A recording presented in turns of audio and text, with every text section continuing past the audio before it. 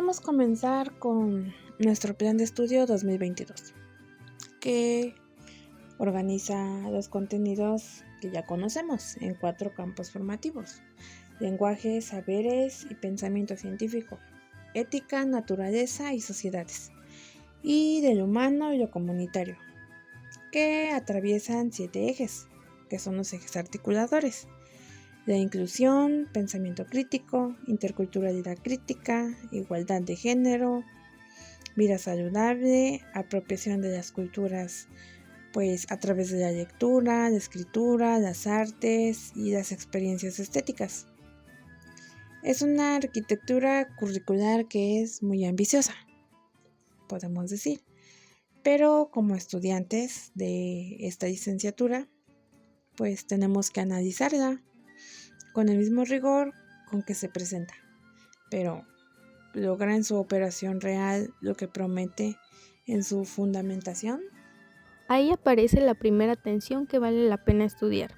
La NEM distingue entre el programa sintético de carácter nacional y el programa analítico, que cada objetivo docente debe construir de manera contextualizada en su consejo técnico escolar. Es decir, la propia estructura del modelo reconoce que el conocimiento no puede decidirse solo desde el centro. El problema es que ese ejercicio de contextualización exige tiempo de formación, condiciones materiales y acompañamiento técnico que, en la mayoría de las escuelas del país, todavía son escasos. La autonomía profesional del magisterio, que el modelo proclama, choca con la falta de condiciones reales para ejercerla. Boaventura llamó a esto la sociología de las ausencias. Hay saberes que el pensamiento moderno no niega abiertamente, simplemente los produce como inexistentes, los convierte en folclore o anécdota.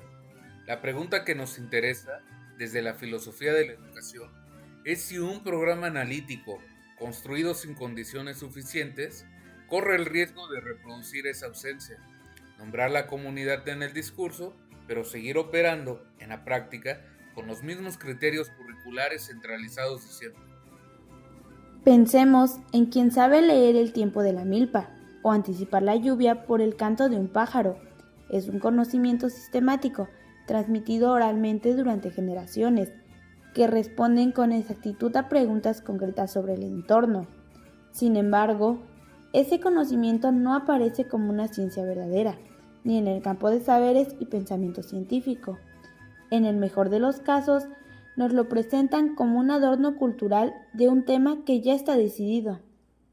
Aníbal Quijano llamó a esto colonialidad del saber, la idea instalada desde el siglo XVI de que solo existe una forma legítima de conocer, nacida en Europa y universalizada como si fuera la única posible. Walter Mignolo añade que esta colonialidad no terminó con la independencia política.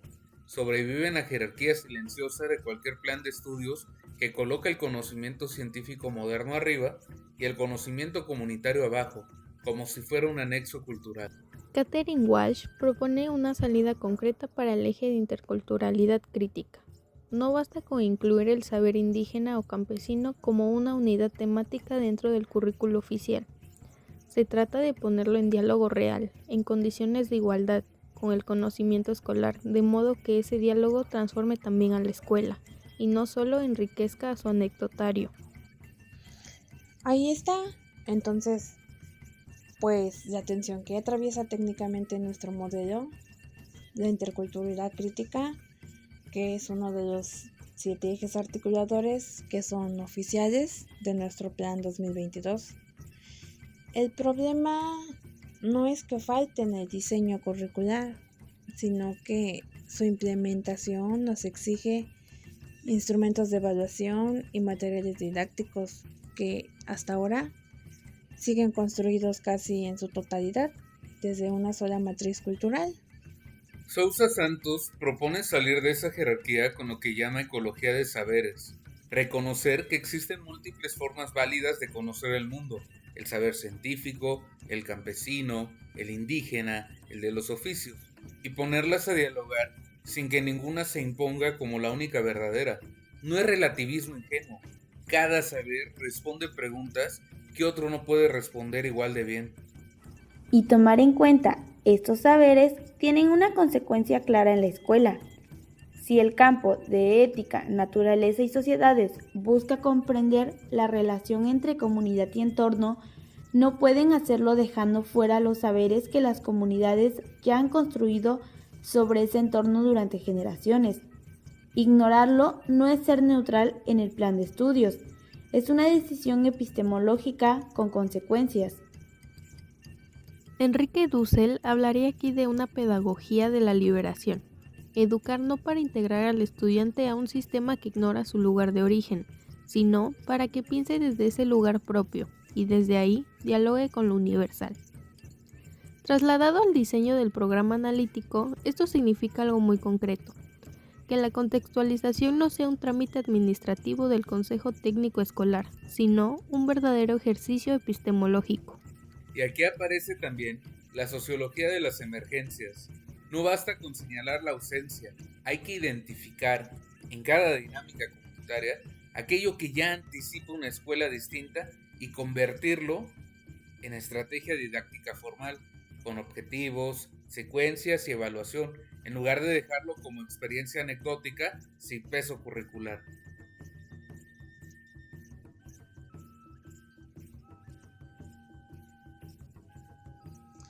Pensemos como un ejercicio de diseño, una estrategia posible para el campo de ética, naturaleza y sociedades, con el eje articulador de interculturalidad crítica. Nuestro proyecto de aula llamado Calendario Agroecológico Dialogado, a desarrollarse en 4 sesiones. Como primero, los estudiantes recuperan mediante una breve indagación familiar pues las señales naturales que el entorno reconoce para anunciar la lluvia, la siembra o cosecha, y se sistematizan en un cuadro colectivo.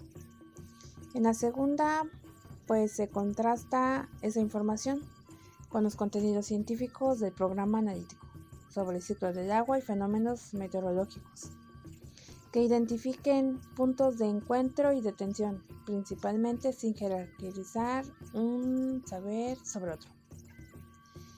En la tercera, pues el grupo elabora por equipos de 4 o 5 integrantes con roles rotativos, sistematizador, ilustrador y expositor, como base. Un calendario ilustrado que integre pues ambos registros como un solo documento válido. En la cuarta, pues se socializa el resultado, se evalúa con una rúbrica formativa que pueda valorar pues tanto la comprensión conceptual como la capacidad de diálogo intercultural, pues que no solo la exactitud del dato científico. Para el campo de lenguajes, articulado con el eje de apropiación de las culturas a través de la lectura y la escritura, propondría adaptar los círculos de cultura de Freire, mediante palabras generadoras extraídas del entorno inmediato del estudiante, no impuestas por el libro de texto. La secuencia tendría 4 momentos. Primero, la problematización oral de cada palabra, qué nombra, qué realidad convoca. Segundo, el trabajo de código escrito a partir de esas mismas palabras. Tercero, la producción de textos breves donde el estudiante narre su propia realidad usando esa palabra como eje. Y cuarto, la lectura compartida en círculo, con las sillas acomodadas de forma circular y turnos de palabra regulados por el propio grupo. La evaluación sería formativa, mediante un portafolio de escritura progresiva, centrada en la voz propia del estudiante y no únicamente en la corrección normativa del texto. Para el campo de saberes y pensamiento científico, articulado con el eje de pensamiento crítico, propongo comparar saberes. En la primera sesión, el grupo elaborará un cartel colectivo donde ubica plantas medicinales conocidas por su entorno familiar y su uso tradicional. En la segunda, investiga por parejas los procesos biológicos o componentes que el programa analítico asocia a esas mismas plantas. En la tercera, se construye un cuadro comparativo de doble entrada, saber de la casa y saber de la escuela, sin que ninguna columna se presente como superior. En la cuarta se organiza un debate en formato de asamblea sobre qué preguntas responden a cada tipo de saber y en qué situaciones se complementan.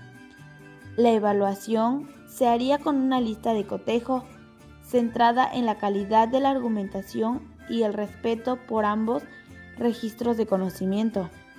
Para el campo del humano y lo comunitario, articulado con el eje de inclusión, propondría retomar el teatro del oprimido de Augusto Boal en forma de asamblea de aula.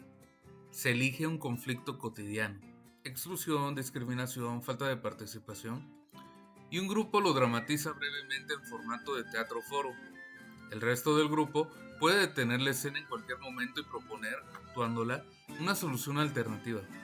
En una tercera sesión, se sistematizan colectivamente los acuerdos de convivencia surgidos de la dramatización y se integran por escrito al reglamento del aula.